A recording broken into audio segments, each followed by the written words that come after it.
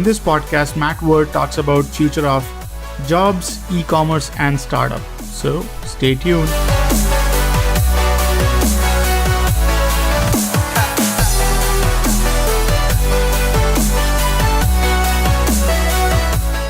So welcome everyone to Jobs of Future podcast. Today we have with us Matt Word and his brief bio. So Matt Word is an operator and early stage investor with a background in e-commerce, Amazon growth hacking, and SaaS startups. He successfully bootstrapped, built, and exited two companies in the e-commerce and crowdfunding space, and is now focusing on investing in the very best tech startups. On top of all this, he is one of the foremost experts on Amazon e-commerce and FBA All-Stars, a leading podcast on how he scaled an $8,000 investment into a seven-figure exit in 12 months. On the side, Matt advises several early-stage startups with growth tactics, network effects, e-commerce sales, marketing, and overall business development. He is an entrepreneur and builder through and through, and started the Syndicate to help entrepreneurs and investors build the business of the future with an eye on huge returns. So with that, Matt, welcome to the podcast. Thanks for having me. That's a mouthful. I'm sorry. it's interesting. So I think what I found really exciting about your journey and your background is number one, your depth in e-commerce space, and that's we know has been rapidly evolving or disrupting, if not evolving, is an understatement. And number two, startups, having exited few and involved with few. So why don't you walk us through your journey? So my journey is long and convoluted and goes a lot of different directions. I'm a bit ADD, so that's what happens. So I studied mechanical engineering. I found out fast there's no freaking way I was working for someone. I got into starting my own products, starting my own businesses. I got into e-commerce a little bit too late. I figured out this drop shipping thing when everyone knew the drop shipping thing. I'm sure a lot of people here are familiar. And slowly and steadily started to find my way. I got into crowdfunding. I built the top crowdfunding podcast, Art of the Kickstart, and was doing consulting only to find out people don't have money to pay you. I don't know if you can swear on this podcast or not, but they didn't have anything to pay if they're trying to raise money. So I got into making my own products. I started a home and garden line. I scaled that up. I'm not a garden guy. I just wanted to build the business, have a little bit of money so I could focus on shit that actually mattered. So that's more or less what I've been transitioning to now. I run the Syndicate, which is an investment network and podcast, and then Fringe FM, which is a bit like a long form TED. The goal being to try to push humanity to a more long-term view of the future. People think much too short-term, instant gratification, which is why we have the stock market, which is horrible. CEOs are incentivized to get their bonuses now and screw the growth in the future. So I'm trying to fix that a little bit. We'll resume after a short break.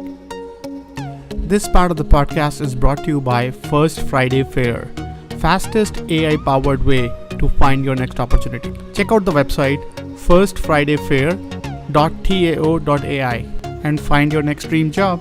Let's get back to the podcast. So it's interesting. So Fringe.fm. So definitely a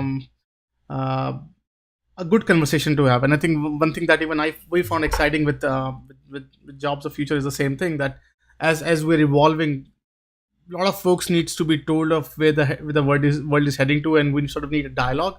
So I do appreciate you sort of getting into that arena and sort of helping a lot of us out in understanding what's going on. So where do you spend your time today, nowadays? Everywhere.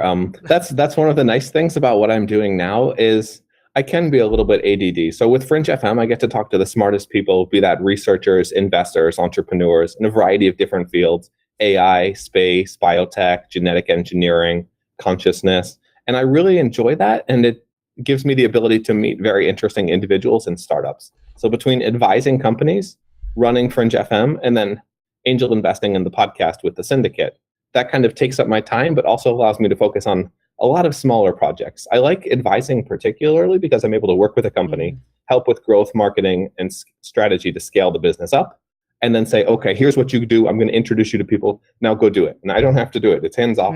So that's it's nice for me. Interesting. And now let's talk about your journey. So your e-commerce background. What have you seen over your experience with e-commerce platforms out there? how are they evolving? Like what we can learn from what has happened in the past and where the world is heading to in terms of e-commerce. Like what would be your insights? If you look at business models, as soon as someone figures something out, then they start to sell that something, that strategy as a course. Then it suddenly becomes more and more competitive. And as it becomes more competitive, it becomes less lucrative. So you're kind of on like an up and down business cycle trend. So we saw this with drop shipping. Tim Ferriss popularized this with the 4-hour work week of let's launch a Mm-hmm. business. We don't have to buy anything. We're just going to sell stuff. We'll run ads and we'll make some money. And then it'll be 10, 20, 30% margins and we can crush it. And as this got more and more and more competitive, it got ground into the dirt, so to speak. The transition from that became FBA, fulfilled by Amazon. So working with Amazon. Amazon was initially their own platform. They were selling their own products, and they opened up to third-party sellers. By opening up to third-party sellers, they created one of the greatest business opportunities in the world, but they also had the knife behind their back, getting ready to stab sellers in the back, which is a bit of what I saw and a bit of what sellers see is today, there's a lot of people selling on Amazon and doing really, really well. We built our business very quickly and successfully. Others have gone much larger, much faster. And the thing is, you're still playing on someone else's platform. When you're playing on their platform, I've seen $10 million sellers get suspended overnight for doing nothing. And you need to keep in mind that anyone can kick you out of their house when they choose. So what we've been seeing is a large strengthening of these platforms, Amazon specifically worldwide. Amazon's goal is to eat a bit of commerce in every single dimension. So be that goods, be that healthcare, be that food, and we can see them doing it pretty effectively. The defense strategy is building your own brand, your own standalone site. So we've seen Shopify become very, very strong, and a lot of merchants are selling on Shopify. That said, it's very challenging because you have to drive traffic there, which has become increasingly competitive because of Facebook ads and Google ads. As those get saturated, the costs go up. People start moving to influencer marketing and other ways of trying to drive people to their site so they can convert. But what you see in general with e-commerce is it's becoming more and more competitive. And if you're selling a product that no one gives a shit about, you're not going to be able to do a very good job of it. It doesn't matter what you're selling if there's not some way to make it branded and exciting. If someone can order this type of toilet paper or that type of toilet paper, you're never going to have a brand or a business. And we're moving more and more towards that world where anything CPG is commoditized by Amazon. And then the higher end stuff tries to differentiate itself, possibly by going direct to consumer, possibly by doing other things, possibly by just having Mac style branding so people are willing to pay way too much money for things. But that's kind of a nutshell where we see e-commerce moving. And I see Amazon eating more and more of commerce with Amazon Basics. They've been launching more and more products, basically just using the data they get from sellers to be able to kick those sellers out and then start selling their products for cheaper but make larger margins. Interesting. I think you raise a very interesting point. So that still the platform is Amazon's, and they can kick you out anytime they want. So you can never own that space that much. So from your vantage point, so if you look if we sort of look in the past trends, every business is like a sine wave, or and they have their sort of curvy cycles. They grow, they fold, and then few others come into the market, and then the cycle repeats. In the case of Amazon, now they're pretty much disrupting the industry nowadays. Like a lot of businesses, we are seeing that every now and then everyone is folding their physical warehouses and whatnot. So is there any resolve for anyone who is not on Amazon to think about their existence? Like what's your vantage point, and what? We'll resume after a short break. This part of the podcast is brought to you by First Friday Fair, fastest AI-powered way to find your next opportunity. Check out the website firstfridayfair.tao.ai and find your next dream job. Let's get back to the podcast. Your thoughts on that? The problem is being on Amazon, not be on Amazon. So they probably are not going to Amazon because they realize that it'll become a larger and larger part of their sales. So they're like, okay, we don't want to literally lift the gun to our head and hold it there. That's kind of what selling on Amazon is. But it is such an accelerant as well because of the platform. I think if you're selling off of Amazon, you need to be very good at two things. A, you need to have a freaking awesome product, which I think is just a given today. And then the second thing is you need to be really good. You need to be able to beat everyone else when it comes to marketing, cost of acquisition. So whether that's Facebook channels, whether that's you building up a YouTube presence, you have to have something that's differentiated. And then ideally, what you want to build on top of that, which most people don't build, is some type of recurring revenue. If you're able to, in some way, take your business and make it into something where the product is actually a lead magnet for something else. So if you're selling health supplements and suddenly you make that recurring, if you're selling, I don't know, shoes, and then there's access to a running community online, a membership site. If you're able to have something else tying people together, even if it's not largely valuable, but if it's something else, then you have some type of differentiation that will help you survive. But e-commerce is getting more and more challenging. Interesting. And so for a new entrant, right? So if I'm a business, I'm trying to get into this space, what should I worry about, and what should sort of what would be your 2 cents for a new entrant coming into an e-commerce space as sort of selling their merchandise? For someone that's already selling, or for someone that wants to start an e-commerce brand? They wants to start an e-commerce platform. If they want a platform or a brand, sorry. A brand, sorry. Yeah, a brand. If you want to start an e-commerce brand, you need to identify a spot in the market where there is some type of arbitrage, essentially, that you can do. So like if you look at a Casper is purely arbitrage. What happened was the market for buying and selling mattresses was hugely bloated and overcomplicated. You have to go to a mattress store. There's a million different options. You have to lay on all of them. Typically, you're probably going to like all of them. And then you have a salesperson who's paid way too much with way too much commissions, trying to oversell you on something overly expensive that they paid way too much money for. So what Casper did is they saw, okay, this is a shitty experience, but you're only going to buy so frequently, so we have to be really efficient. But if we manufacture this and we bring it direct to consumer, we can do a killer job because we can have way lower costs, and thus screw all the mattress companies. We're going to win, which is exactly what's happening. And now there's a ton of knockoffs.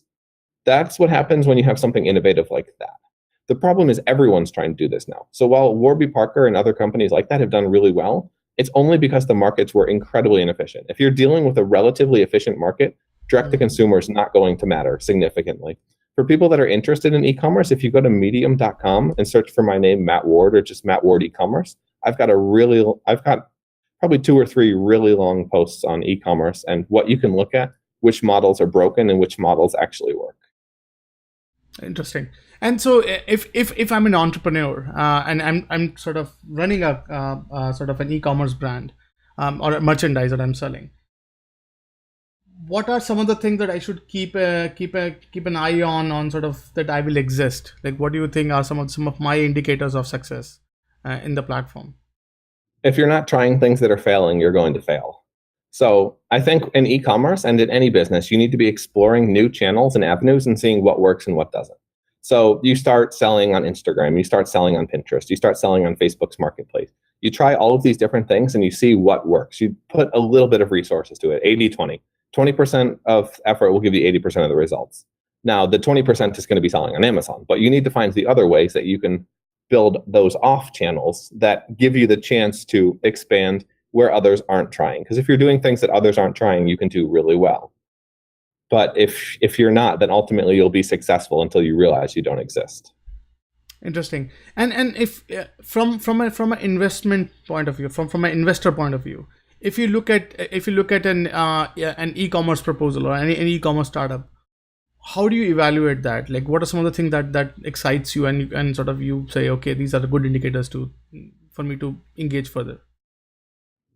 I'm going to be honest, there's not a lot of e-commerce companies that get me that excited. It has to be able to go very big, and yet the differentiation cannot only be just marketing. If you're selling something like someone else and you're doing a better job of acquisition, ultimately you're still going to lose to Amazon because they don't care what it costs. So if that your differentiation is something very small, it's not going to make it. I would want to see something that's new and novel, i.e. a patented or completely innovative product, or something that already has significant traction in an alternative type business model. So an example, I've invested in 2 different companies, Public Goods. Public Goods is a bit like a Costco. You're paying, imagine a high-end luxury Costco. You're paying a membership fee to get access to have really, really low prices on luxury organic goods. You're paying $3 for everything on the site, each thing, but you're paying a monthly membership fee. So they're doing really well because they're manufacturing, they're going direct to consumer, but in a whole scale model. So they've reinvented the business model and are doing really well because of it.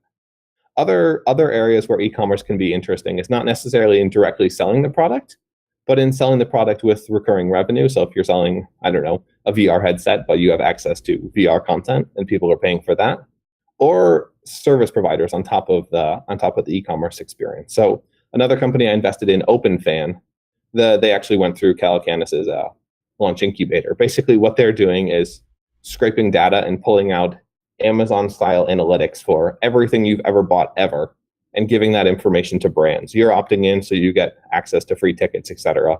And then because of that, you're sharing your information so that not just Amazon has it. Those are three that are really interesting. And then if you want to look at e-commerce, the fringe stuff. So as you get into VR and a world where we do have increasingly augmented and virtual experiences, there's going to be a lot of money in that. Someone's got to design that marketplace. The marketplace will probably be black market initially, and with new technologies, it's usually driven by porn or gambling. So if you look at something like that, you can kind of see how the business models could evolve. But looking at the ways that e-commerce will look in 5, 10, 20 years, not what it looks like today, that would be a good addition. Interesting. So how real are these VR and AR platforms from a vantage point? Are they, from a business sense, are they making sense? Or like how do you evaluate those platforms? If you're evaluating something to invest in, it doesn't have to make sense. The only thing you have to think about is there's a couple of things, but what could happen if this goes right? How big could this be? Because as an investor, you're not looking for a 3, 5, 10x return. You're looking for something that could be 100, 1,000x, because you're going to miss so many times that it's going to be the home runs that return everything else a million times over. So in terms of those type of things, or the different platforms, you could also look at like a speech with Alexa. By the way, Amazon's using Alexa so that they can just sell you Amazon basic stuff. You're going to ask Alexa for anything, and it's just going to ship you the Amazon version. But exploring those different types of channels, or those different technologies that are related to e-commerce, you need to think about the ones that could be game changing. So VR could potentially be game changing. How do you find the companies to invest in for that?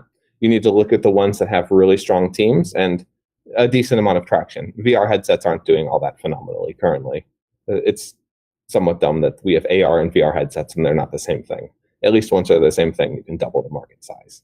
But we're moving towards the point where they become cheaper and cheaper and content increases. The content platform specifically, like the YouTube for VR, obviously that'll make a ton of money. And if you've got a YouTube, obviously you can throw some type of Amazon affiliate system into that. You can throw advertisements into that. And then you suddenly have e-commerce. Interesting. And from your outlook, do you see any challenger coming in to challenge Amazon marketplace? We'll resume after a short break. This part of the podcast is brought to you by First Friday Fair, fastest AI-powered way to find your next opportunity. Check out the website firstfridayfair.tao.ai and find your next dream job. Let's get back to the podcast. No. You see sort of now. Okay. I would say it's pretty nearly impossible at this point. What you could see that could be interesting would be if like a Taobao, Alibaba decided to enter the US and partner with a Walmart or something. Then you could potentially see a shakeup. You could also see the US government getting antsy. I know Trump doesn't like Bezos because he reports about the news. But there's lots of potential ways, but I don't see Amazon getting disrupted in any meaningful way. I see the very much the opposite happening, becoming stronger and stronger every day. Interesting. And okay, it makes sense. So what are some of the exciting parts that you see nowadays in startup world? So what are some of the things that you find exciting? Excuse me. There's a lot of exciting things. So I don't know if you know Peter Diamandis. He runs the X Prize, but I'm not sure if he said it, but someone said it, and something to the effect of, it takes about the same amount of effort to do 10x or 100x results as it does just doing something. And it's just the difference is how you think about it and what you're trying to achieve. So you see certain startups today, and they're thinking completely differently. So on Fringe FM, it's like a long form TED. I get the coolest people on to talk about the fringe technologies. We had Mike Selden. He runs Finless Foods, and they're a clean meat company. They're biomanufacturing fish. We can have fish without killing them. I think that's an incredibly interesting, incredibly promising field. We're going to look back at the animal agriculture of the past 100 years, and that'll be one of the great tragedies of our era, in my opinion. So companies like that are dealing with genetic engineering and genetically manufacturing products. Same thing with leather, anything that can remove animal suffering. There's a ton happening there. There's a lot happening now in space tech. So since we got the iPhone, courtesy of Mr. Jobs, everything has been going down, down, down because more and more people have been buying phones. The phone components go down, so the accelerometers, etc. And now you're holding a supercomputer in your hand that's better than anything they had 10, 20, 15 years ago. Suddenly, we're using this and moving more towards that in space technology, where they're launching smaller and smaller satellites with really cheap hardware, and you can launch hundreds, thousands of them for the price that it would cost to launch one in the past, which means startups can now get into the game. It's venture scale fundable. So we had another guy, Frank Bunger. He's building a space station. He's building a hotel in space, Orion span. You'll be able to, I mean, it's wicked expensive. For $790,000, you'll be able to go and live in space for 12 days. And that's pretty freaking cool. So the areas that are becoming really interesting for me personally are the areas where there's convergence. So while several technologies come together, typically it's AI, genetics, IoT, robotics, and miniaturization, so space type technologies. As those start to come together, it's very, very interesting. The other one would obviously be human augmentation and human longevity enhancement, which there's a lot happening in those fields as well. Interesting. And from the getting back to the e-commerce space, like what are some of the challenges and opportunities that you see that are really inviting some disruption, if not already? In e-commerce specifically, where you could see disruption, I would say the easiest way to think about this would be, what do you have in your house and what didn't you buy from Amazon? There's probably a couple of things that you have in your house that you didn't buy from Amazon. So maybe your refrigerator, maybe a microwave, maybe a couch. There's areas like this where Amazon is terrible when it comes to furniture. Just for whatever reason, I have a business partner that sells furniture on Amazon. It just does not go that well. Wayfair does significantly more volume. And I would try to explore those areas of where that is and why that is. And if you want to get really interesting in terms of how e-commerce is going to start to play, look at products like the Amazon Echo or the Google, whatever the heck it's called, Google Home. I saw an analyst, and his business strategy was Google should send a free Google Home to every country or every house in the US, because the data they would get and the ability they would have for upsells would become instantly interesting. But it's basically a loss leader. It doesn't cost them very much money, but because they're suddenly able to control that interaction, they can do advertising, they can sell products, they can do better advertising online. So those areas are interesting. And then as we move towards an autonomous vehicle future where we're driving around, there's a lot of implications for e-commerce as well, because if I'm driving around and I don't have to do anything, I can watch videos, I can watch Netflix, I can shop on Amazon, I can have a chef in my car. I mean, we can have restaurants that are on wheels. You can have brothels that are on wheels. You can have just about anything. So the concept of e-commerce, it doesn't necessarily have to be online. It can also be commerce that comes to you, which I think will be an interesting world. Interesting. That's a very cool thought, and I think we're sharing that. So, in your experience with startups coming and sort of you're looking around, what are some of the things that is wrong with current startups or businesses or ventures today? Like, what are some of the things that you think that could be improved?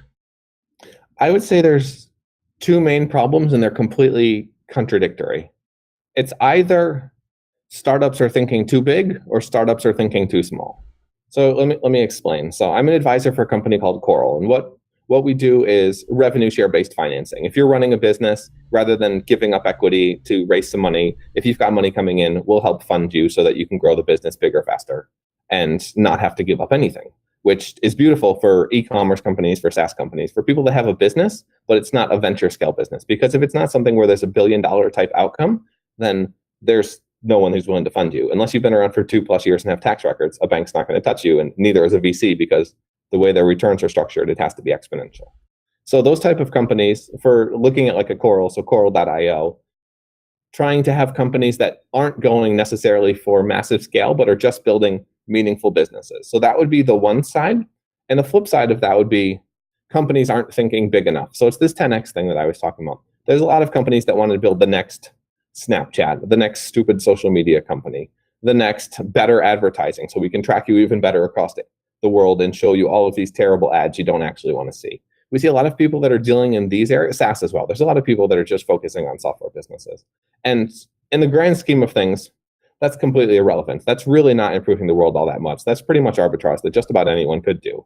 And you can make a ton of money doing it, but there's not enough people thinking bigger, larger scale. So that's my goal with Fringe FM. And ultimately, my goal is to launch a 100-year venture fund, a forever fund. So if you go to fringe.fm, you can see a little bit more of what I'm talking about, but people that are building businesses that have the potential to meaningfully change the world in a way, in ways for the better. So like the clean meat guys, they're thinking about, we want to do this and we want to do this because it will make the world better and make money. So where you can look at those type of potential impossible scenarios, impossible is just something that no one has decided to do yet, generally speaking. So trying more impossible and less easy money. Interesting. So if I'm an entrepreneur, so how would I keep a check on myself when it comes to, am I thinking too big or too small? Like how would I gauge that statement or evaluate that statement? I think everyone's thinking too small. I would say, how do you 10x it? So whatever you're thinking, just 10x that. And then if it still seems realistic, 10x that. So the biggest problem is realism is just setting boundaries on yourself. If you're working in a job, it seems impossible to quit the job. If you start a business and the people around you have started business and failed, it seems impossible to succeed. If you know a couple people that are running their own business and they're working 80 hours a week and they're getting by, then doing better than that seems impossible. The concept, the important point is, when you suddenly 10x something, it doesn't change the difficulty. It just changes how you have to think about that. You might have to hire different people. You might have to think about scaling different. You might have to think about raising money or not raising money, or how you structure the business and strategically. Elon's a good example. So he had a couple of major missions. The SpaceX one was, I want to put people on Mars. I want to have 3 million people, because if something happens to Earth, we're all screwed. An asteroid, crazy terrorist, nuclear war, etc. So he thought, how do I get there? Well, I need to be able to make space travel cheap enough so that 3 million people can afford it. We probably need about $1 million price point to do that. The price point for putting someone into space at that point was 100 or 1,000 times larger than that. So the main cost that went into orbit to getting people up was actually the rocket itself, because we scrapped a rocket every time we send it into space. So he said, fuck that. If we can reuse the rocket, there goes 99% of the costs. And now I'm much closer. So he figured out a way to make a rocket land itself so that he could reduce the costs purely for this mission. Obviously, it helps SpaceX, it helps all of that. But he designed the goal and then put the journey back in place. He stepped back to see what had to be done.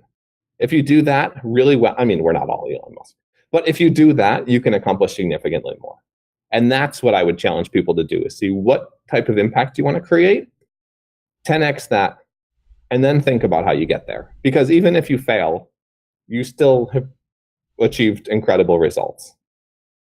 Interesting. And and from your vantage point, what are some of the components of a successful startup to invest in? Like if I'm a startup and I'm sort of evaluating this idea of raising money, when do you think is the right time for me to go out and ask for it? And what are some of the things that should ensure me getting a good attention from the most important thing is the team. You need traditionally more than one person is better, because it's a freaking roller coaster. You've got to be able to take the ups and the downs. The most important thing about a startup is the founders, how motivated they are for the mission, and if they're willing to have the shit kicked out of them day after day and still keep fighting. In my opinion, you want founders that are quite literally obsessed with what they're trying to do. The passion's great, but we all lose our passion when times suck. But if you're obsessed about something, you're still going to do it. I think that more than anything else is the most important. The second driving factor would be how good they are at convincing other people to come along for the ride. So You could be the world's greatest developer, but if you're not good at building a team and getting people around you, you're just going to be the world's greatest developer. You're not going to do very much. So those would be the two biggest things. Even if they're solving the wrong problem initially, successful people that are winners will ultimately win. So most investors would try to bet on them, even if the idea wasn't great. That said, you typically need a good idea to at least get a meeting, though, or a really strong background. Interesting. So I think one thing that I hear a lot from folks who are pitching us is that hey, finding a co-founder is difficult, and sure, if I have money, I can pay and get a good talent to join in, but with the frugality of a startup and one entrepreneur based company, it's almost a nightmarish scenario to sort of convert and get. I don't have my cousin who can work for me or something. What would you say to them? What would be your advice to those startups who are just one person startup and they find it nightmarishly hard to scale up? It gets 1,000 times harder, so they're not going to make it. It starts out easy and gets less easy. So if you can't attract founders, you're either not the person that can attract people, or you're not trying hard enough. It's most likely the second one. And if you're not trying hard enough, you're not worth funding anyways, unfortunately. And it's a hard truth, but it's something that people need. I mean, it's something that I struggle with. It's something everyone struggles with. But the question is, how bad do you want it? And if you want it bad enough, you'll do it. And if you don't want it bad enough, you'll complain about it. Interesting. Because I think one thing that even we were seeing as a pattern nowadays, like with the advent of social media and sort of a lot of folks are pretty much isolating themselves in front of their screen and sort of doing the stuff. And even in the job market, I can see some parallels in which sort of I remember that one of the Department of Labor guy from one of the city town hall here, they reached out to us saying that, Vishal, you know what, we have a lot of startup funding, or not startup funding, but small business grants that we could issue out to folks. But all we get is like one single guy approaching us saying, hey, I can help. But they said, I would rather have like 2-3 people sort of come and sort of saying, hey, we can find these things. And he has a very strong point. So he said that, Vishal, what if 2 or 3 truck drivers who have just been let go because of this automation could come together, starting off their own sort of traffic analytics company or whatever. But talking to those guys, they all work in their isolation. So I'm wondering, is there anything that maybe investors or investment circles could do to bring at least those wandering sort of orbitals to just come hang around together, so at least they can form? Or do you see there are already places that folks could check out? I would say co-working spaces are really good. Incubators can be good. Meetup groups. I would say you've got to put the effort in. I think investors could do a better job of this in terms of having events and such, but it's kind of the question of the totalitarian government. Do you want the government to tell you what you should do, or do you want to be able to take the initiative? And if you're not taking the initiative, then there's the other problem. It's I think it's a really hard thing, but I think there is a trap of falling into your computer screen, which a lot of us do. I definitely do it. Everyone does it. I think you kind of have to force yourself to get out there because you know that it's important. Because I think this, because even my observation, like this is some of the pitch that I have heard in last couple of probably months, or is either they are dorm roommates from the same school. They thought, hey, let me work together, or they are maybe some distant relative that somehow they just found they work together. So I always sort of try to figure out, hey, have they really sold this idea with a passion to someone? And they both sort of, as you rightly said, that they both are pretty much strapped to this idea to sort of take it to the end, for me to believe that they are a right team. So interesting. And what are some of the tenets of a investor? Like, what are some of the qualities of a successful investor? I think a successful investor means someone who's always hustling, always learning, and always meeting new people. So it's a lot of the stuff we talked about before.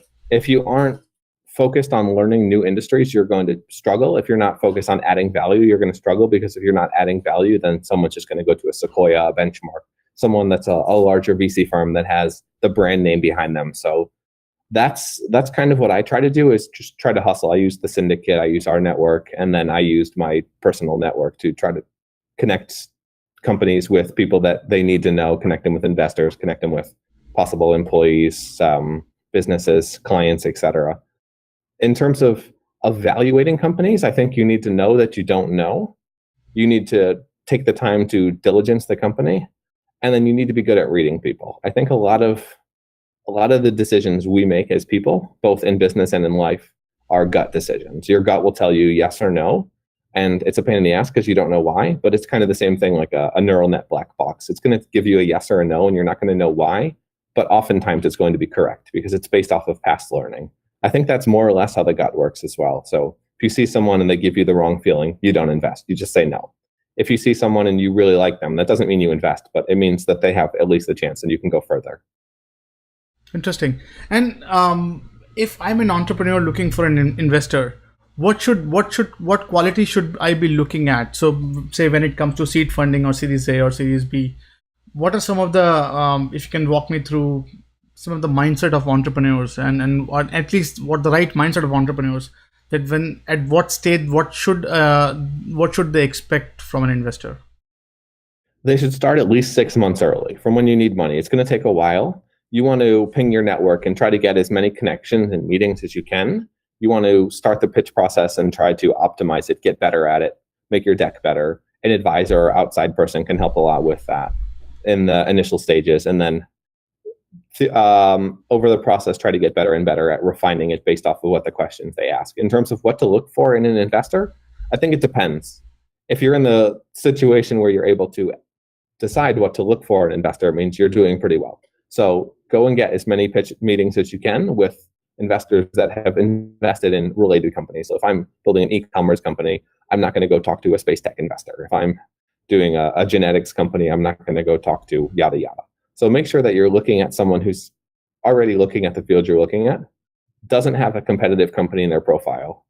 And then I would say, if you're lucky enough, try to pick the investors that you like, specifically the one you're meeting with, because that's the person you'll have the relationship with over time. Whether that's an angel investor, whether that's a venture capitalist, they're the person, they're going to be with you for 5 to 10 years. It's partnerships is like marriage without sex. So you're going to be in it for a long, long time. Now, on the flip side, most companies aren't that fortunate. You, in most situations, have to pitch everyone you can pitch and take the money you get, at least initially. If you can build up enough traction, then you'll have people knocking down your doors. So like with WhatsApp, literally some of the top investors in the world were going to their doors trying to find them so they can invest in the company. But that only happens once you have serious traction. So if you're just traditionally an entrepreneur trying to get started, hit up your network, try to get connections, look at LinkedIn to see who can introduce you, and hustle your face off. Interesting. And so if I am talking to an investor, so what should I expect from them? Like, what besides money, what else do I need? And how are they different from advisors that companies have? I would say if you're talking to an investor, your number one goal should be to get a next meeting. They're probably not going to cut a check. At least a VC firm definitely won't. You'll need to have at least a couple of meetings, probably a meeting with the group, the general partners. But in terms of what an investor can bring, it kind of depends on the investor. Some of them, every single investor is going to tell you, I'm value add and I do everything to help startups. You need to actually talk to portfolio companies to see if that's true or not. Some investors are going to be super helpful. They're going to connect you with entrepreneurs, connect you with other investors, and try to help you find employees, etc. Some investors are more or less just going to tell you that and do nothing. So yeah, you're going to need to talk to people, find out what their reputation is. And yeah, I'll always look for someone who you can feel like you can trust, because you can get screwed. I was actually just reading the guys, the founders of FanDuel just sold the company for $460 million, and they're walking away with nothing because the private equity guys screwed them. Interesting. And how can an entrepreneur increase their chance of success with venture capital? Like, how would or investor, what would they do right to help them? Like, what is the recipe of a good entrepreneur getting a deal? Credibility and traction. So accelerators can be very valuable if you can get into a Techstars, 500 startups, a Y Combinator. That's going to give you instant brand recognition and a bit of credibility, traction as well. So if you've got something that's just working and hand over fist, you're making money, or at the very least, whatever your KPIs are, if you just see them going up and to the right, then most investors are going to start drooling. If you don't, and going up and to the right, ideally as quickly as possible. If you don't have that, then it's going to be challenging. Yeah. Okay. And is cold call an option at all, or like what do you suggest? Yeah, so cold calling and cold emailing works. It doesn't have a great success rate, but at the same time, you only need one, so it's worth the effort. Ideally, you're going to want to set up some type of investment process. So, like with a HubSpot, you could set up a pipeline and drag investors through it. When you hear from them, you want your investment process to be like a sales process, and these are literally sales leads. You're dedicating 6 months of your time to raising money, and you have to think about it in a strategic way. Otherwise, things will slip through the cracks, and you have a much smaller chance of being successful. Interesting. In your experience with startup pitch, what are some of the interesting pitch that you have heard that you could share that could help entrepreneurs sort of gauge their effort compared to what you have seen? I would say the best way to think about a pitch is you should have a 1 to 2 sentence statement that says who, how, what, why now, and how big. If you cover those questions, so like for instance, I've got a long blog post as well on this. The keys to a memorable elevator pitch. If you have show notes, that would be a good one for there. But it's basically looking at existing companies and coming up with that pitch is. So like Airbnb helps homeowners and renters find housing that tackles find housing in a $800 billion market and is only made possible today due to smartphone technology or whatever it is. So all of those are key, especially the why now, because timing is very important.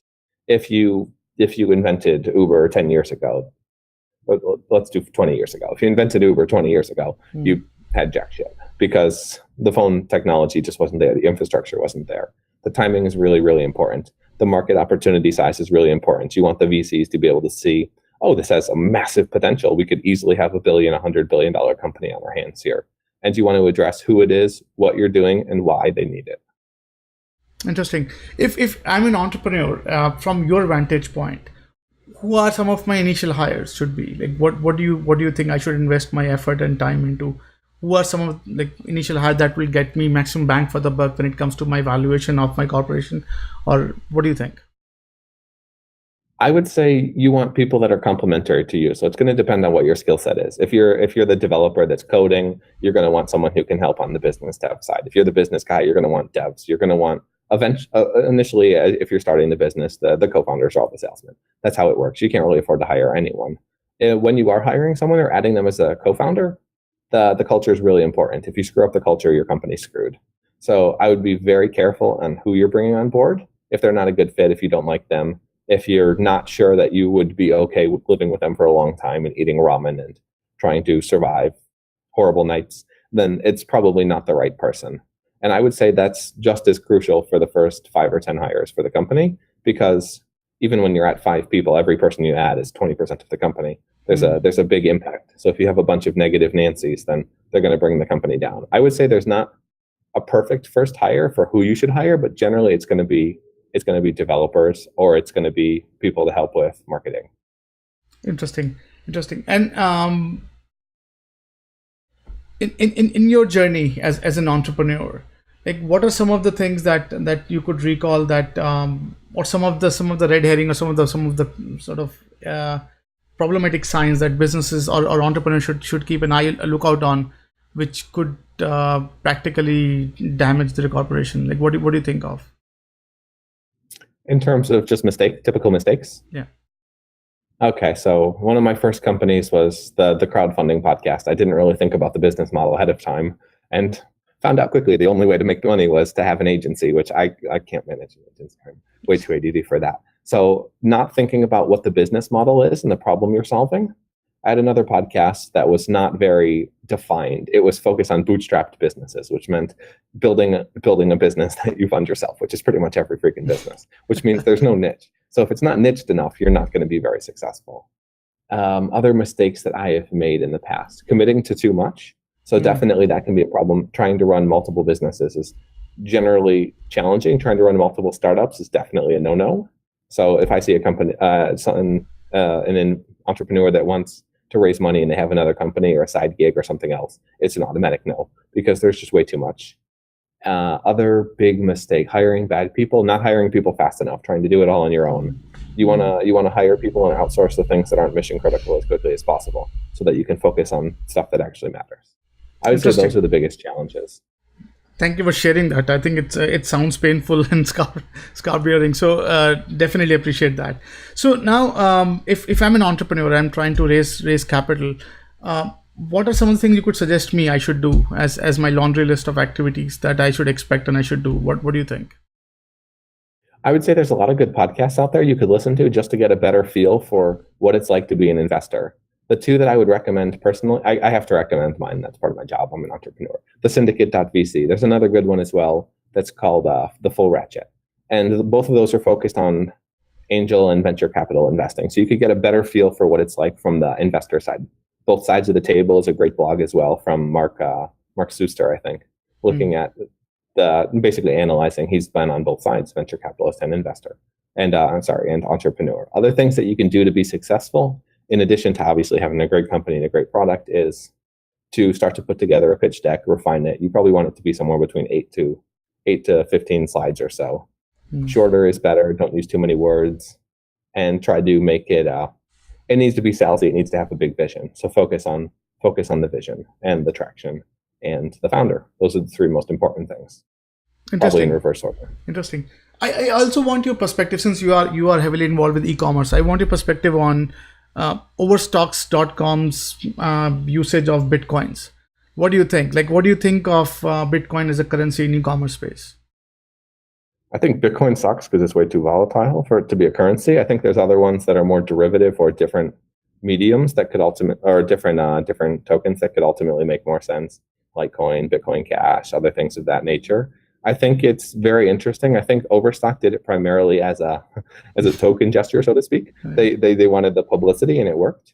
I think cryptocurrency will become significantly more valuable when it comes to e-commerce, but I think we still have a long ways to go to get there. There's just not enough penetration for it to make a lot of sense for merchants to accept it. And even if there is, why the hell are you going to spend your Bitcoin? Because they're going up, because there's only 21 million of them. So the economics of that don't really work well to be a currency. For other cryptocurrencies, it works a bit better. I see ultimately us moving towards a non-governmental currency or set of currencies worldwide, although some of that is also idealism. Interesting. So with that, thank you so much, Matt. So we are at the tail end of the conversation. So let's put a focus somewhat on you for next few minutes. So in your journey, if I say, what would be some of the tenets that has helped you stay successful or sane throughout your inception? So what would you attribute those success and achievements to? I would say the things that have helped me stay sane would be lifting weights and meditation. Things that have helped me be successful. I have my own little quote, and it's, there are no rules. So thinking about that and remembering you can pretty much do whatever the hell you want. It doesn't really matter what people tell you. You're able to try things and see what works, what doesn't, and do what you want, not what someone else's wants. I think that's very important. And then most recently, doing a better job of thinking about what I actually want. And it's hard to think about, and it's hard to do a good job of doing this, but I've been trying to commit more to focus only on things that matter to me that I want to be doing. Because otherwise, even if you are running your own business, if you're doing a lot of things that don't matter to you, that you don't really want to be doing, you still just have a job. Interesting. Pretty cool. And one thing that we ask all of our guests to share about are there some of their favorite readings. Because I think we realize that reading tells a lot about their character or where they're coming from. So do you have some of your favorite reads that you could share to our listeners and viewers? Yeah, so I'll share a couple. So the best sales book is designed to help prevent you from getting sold to, but they didn't realize how great it was. So Dale Carnegie's How to Win Friends and Influence People. That is an absolute must read.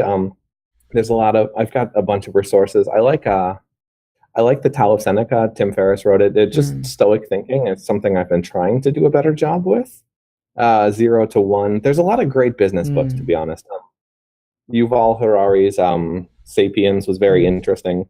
For me, I need to not read business books. That's more my problem, is I'm too focused on business. And I would say this probably applies to a lot of people. I listen to a lot of podcasts though. So I'm listening to as much as I can in terms of learning. I've gone through, and probably tens of thousands of hours at this point. I do 3.5x podcasts speed. So it helps me with consuming content and trying to learn. I would say that's been the most important for me on a learning sense.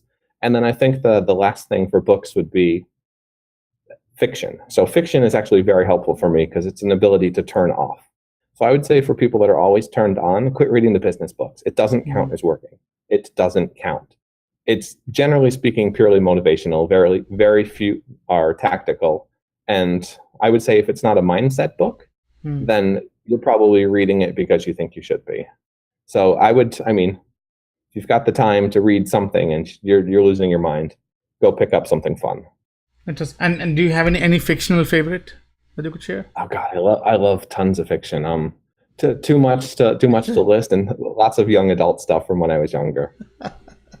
Awesome. So I think we are at the tail end of the conversation. So as a last question, so if you want our listeners and viewers to take away something from this conversation, what would that be? What would be a closing remark for our listeners and viewers?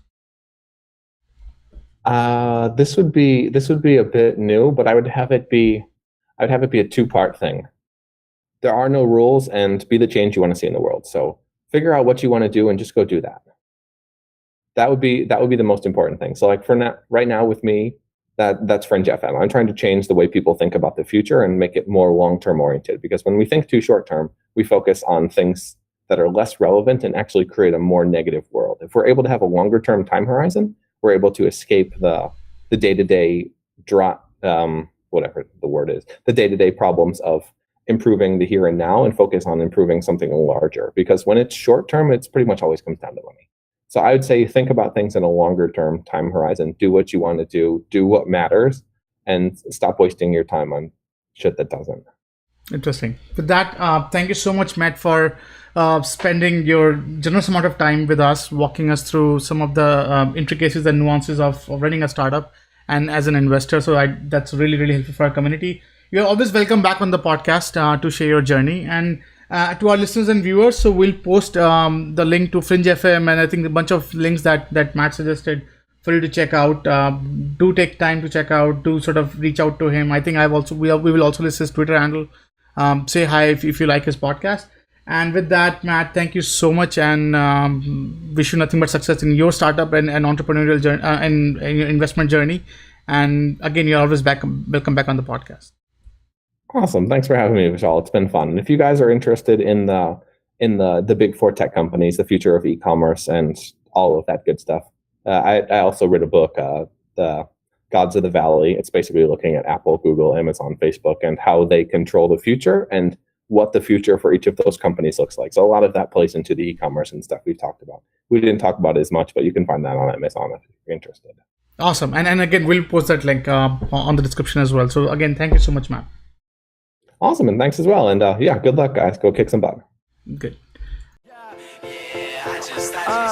I thought I was sick of home, but actually I was homesick. Never really knew that I would have to grow up so quick. I'm so uncomfortable, don't know anybody here. Just a couple dudes that I met once, that's it. And I go into the booth feeling nervous. Got butterflies in my stomach like I'm so worthless. Is the mic on? I don't know how to work this. Inside I'm breaking down, I hope I'm not up on a